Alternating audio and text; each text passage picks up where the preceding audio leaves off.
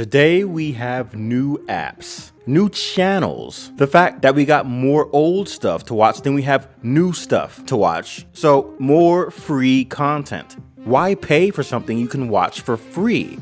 And then there's the resurgence of pirating. And because of all that, some of these TV networks a lot of us had growing up are either holding on by a thread or they're about to disappear like they never existed.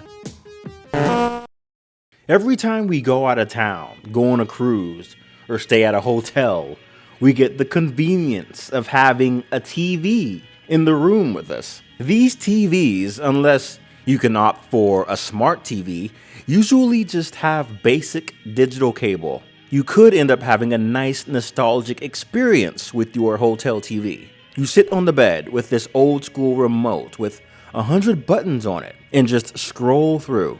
They might have the menu option.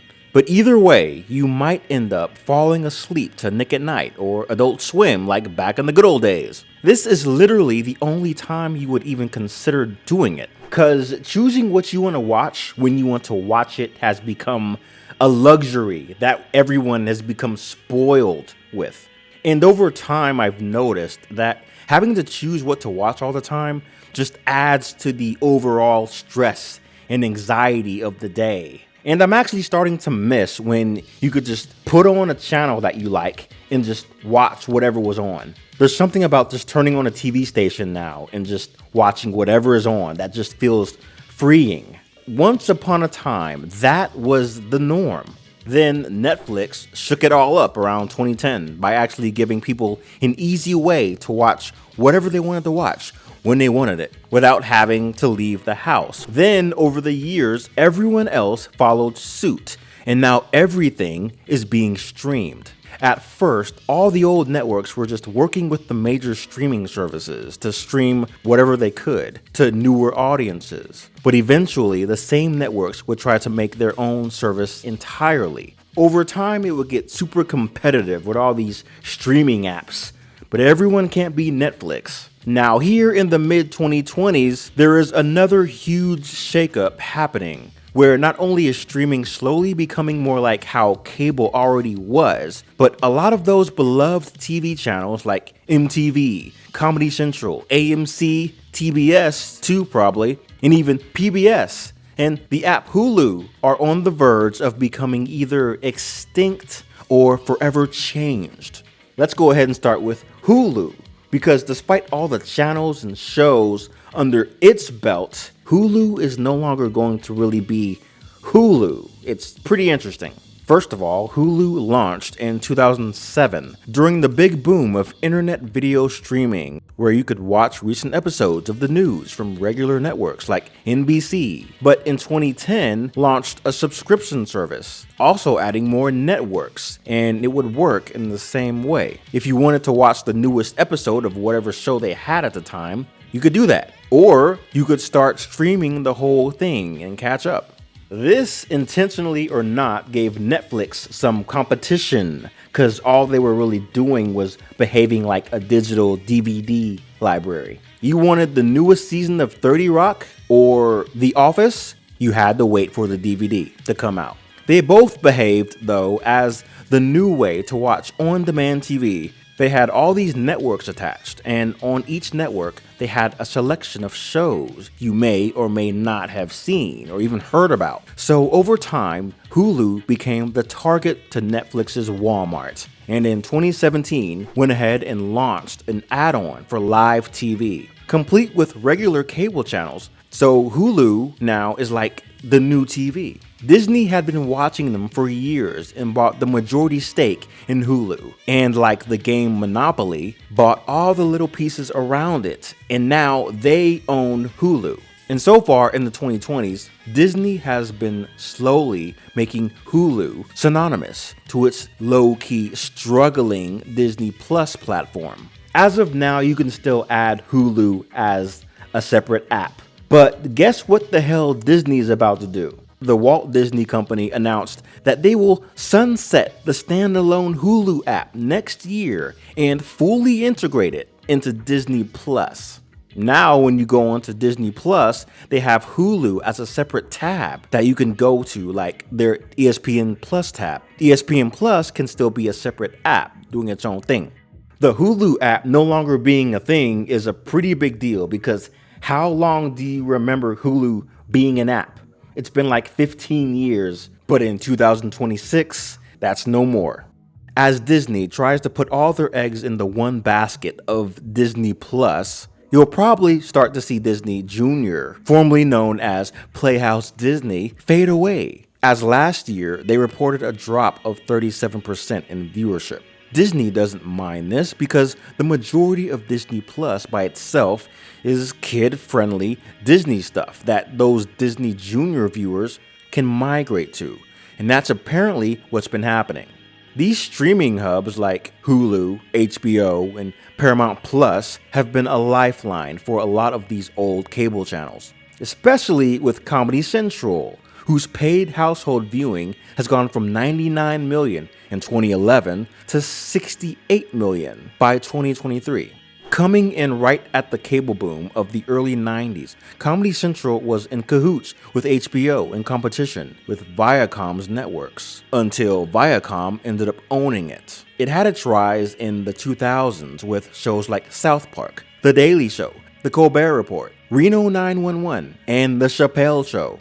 In 2011, it apparently would peak in viewership, but the 2010s were still pretty good for broadcasting. However, by the 2020s, after the streaming wars and the writer strikes, Comedy Central was never the same. It refocused on adult animation, which are mostly just reruns, and canceled their live-action shows that were doing really well, like Drunk History and Tosh.0. The biggest ongoing show I think they have for themselves, The Daily Show, is mostly being watched outside Comedy Central. Like every clip of Daily Show I see now is either on YouTube or TikTok, and those clips are getting views just fine without the Comedy Central logo.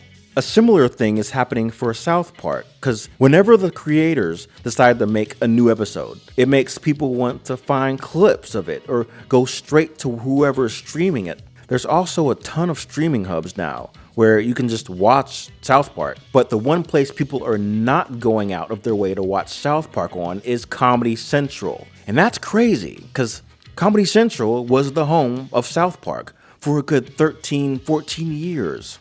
That and the website was the place you'd go for all things South Park. Not anymore. And with no real reason to tune in and watch live, Comedy Central now is just a cable channel full of reruns that you'd watch in your hotel room. The one thing you might miss out on by not having a Comedy Central subscription is probably like the roasts. But the best ones have already come out. Again, the network is just a husk of its former self at this point.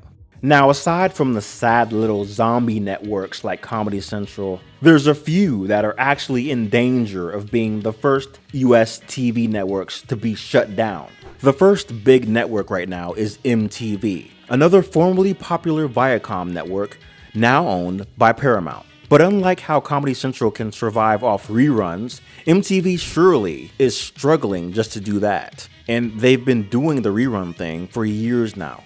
Everyone knows about MTV. It came up in the 80s as the cool channel that locked you in on all news about music and their music videos, and it did great with this until the late 2000s when the music video aspect turned obsolete almost overnight because of YouTube and the ability to stream videos online.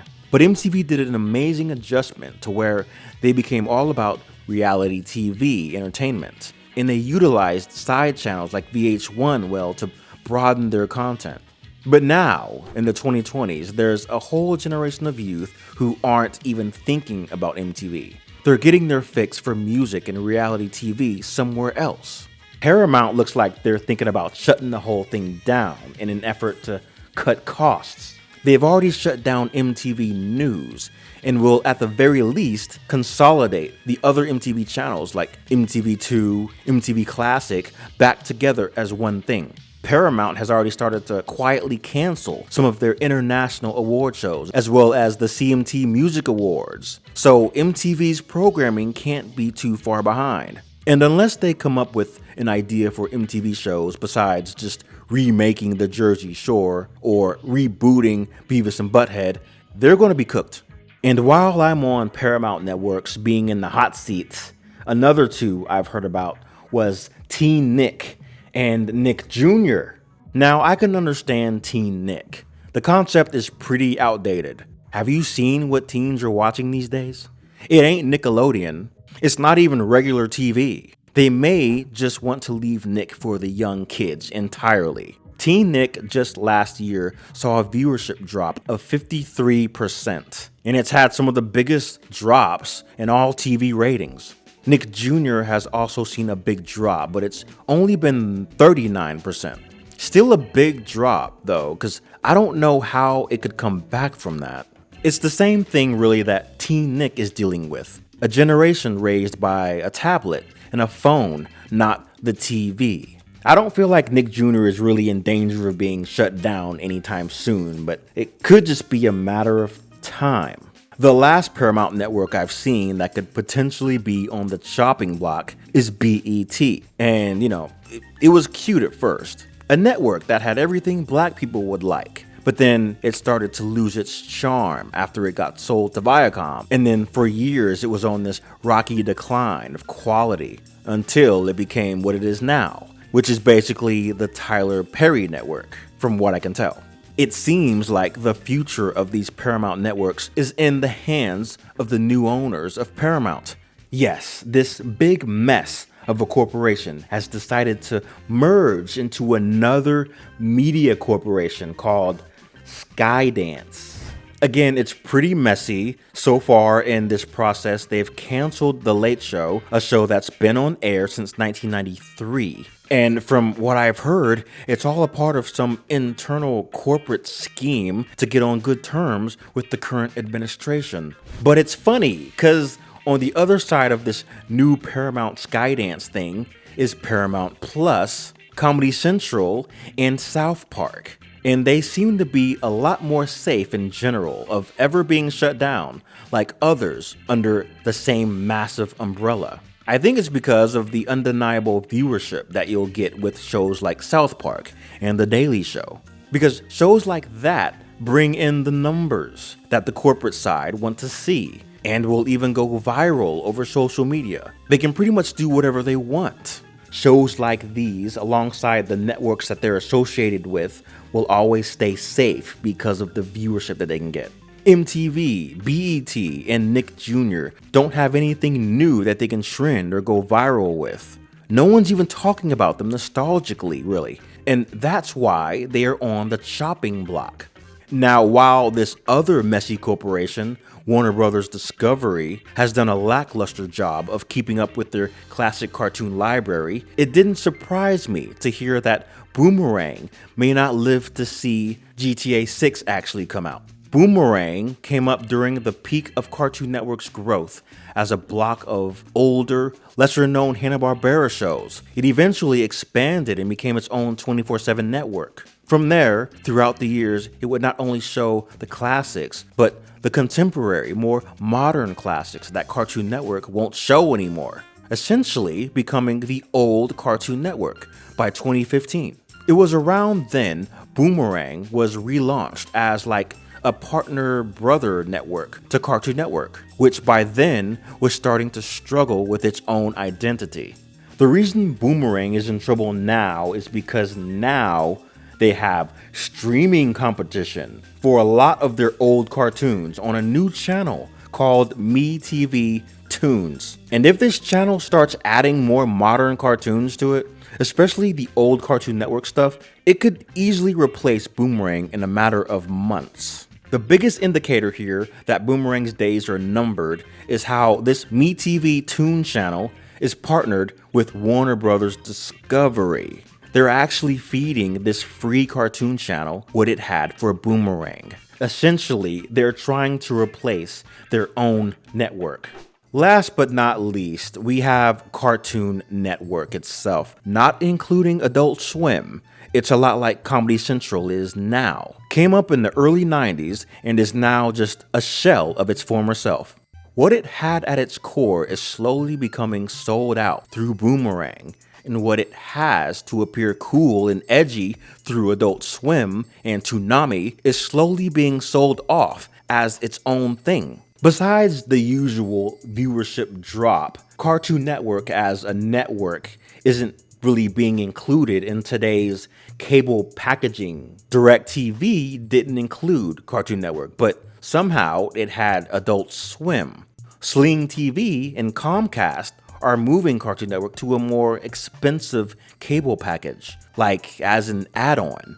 So Cartoon Network is soon to no longer be one of those core channels you always see alongside Nick. I'm willing to bet that the basic 720p cable you get in your hotel room will still have this in their package, but those good 4K packages they got now aren't wasting their time on this empty shell of a channel anymore. No idea yet how soon this is going to happen, but you can bet Warner Brothers is either going to redesign the channel as something else or just shut it down. It's sad to see, but over here you got free cartoons and free movies, and over there you got the ability to just watch whatever you want to watch whenever you want to watch it. At the end of the day, the problem is these networks being unable to adapt, raise viewership, sell toys, etc. I just know they could have tried more. The Boomerang situation is just sad though. They're innocent in all this. If you made it this far, thank you. Like and subscribe to Retro Sick for more random nostalgia and interesting coincidences surrounding that said nostalgia. And I'll see you in the next one.